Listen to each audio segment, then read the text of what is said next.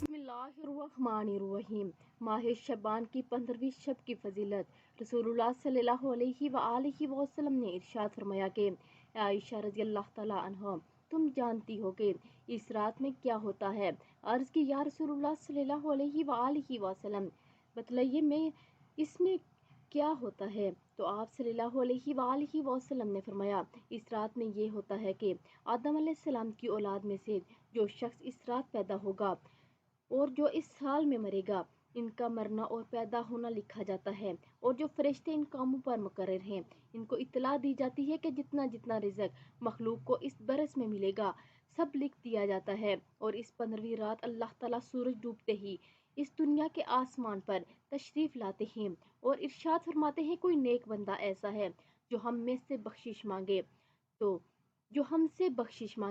ہم اس کو بخش دیں، کوئی رزق مانگے تو ہم اس کو رزق دیں، کوئی مصیبت کا مارا دعا کرے تو اس کی مصیبت دور کر دیں۔ اس طرح صبح ہونے تک ارشاد فرماتے ہیں بس بندوں کو چاہیے کہ اس رات میں خوب عبادت کریں اور